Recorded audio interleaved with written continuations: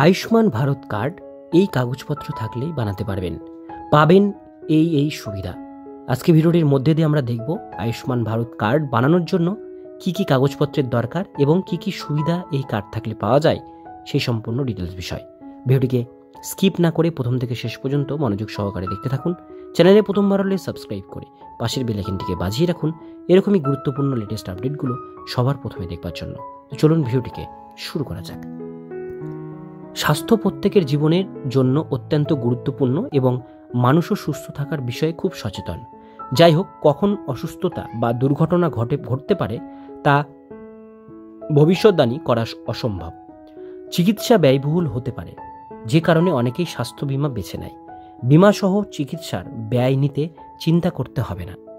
যাই হোক, ভারতে সবাই স্বাস্থ্য বীমা বহন করতে পারে না, তাই যাদের সামর্থ্য নেই তাদের সাহায্য করার জন্য ভারত সরকার 2018 সালে আয়ুষ্মান ভারত স্কিম চালু করেছে।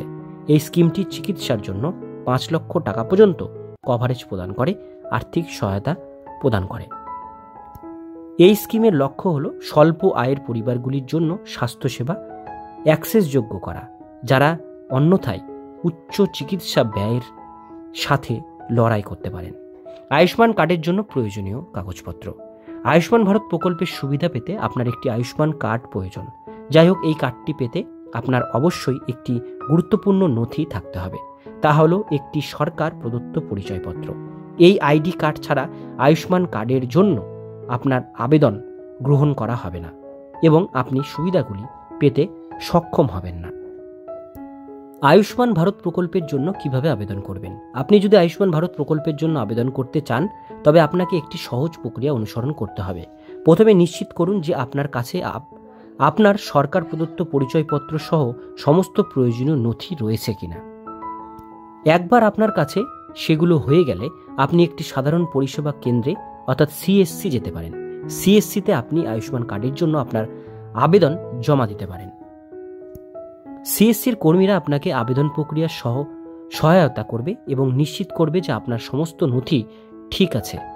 আপনার আবেদন প্রক্রিয়াকরণের পরে আপনি আপনার আয়ুষ্মান কার্ড পাবেন, যা আপনাকে 5 লক্ষ টাকা পর্যন্ত স্বাস্থ্যসেবা কভারেজ প্রদান করবে।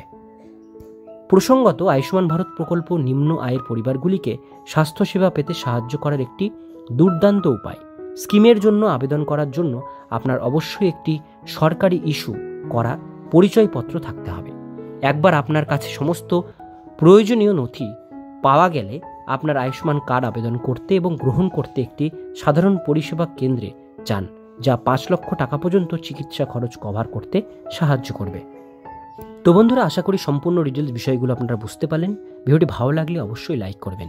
চ্যানেলে প্রথমবার হলে সাবস্ক্রাইব করে পাশের বেল আইকনটিকে বাজিয়ে রাখবেন এরকমই গুরুত্বপূর্ণ আপডেটগুলো সবার প্রথমে পাওয়ার জন্য।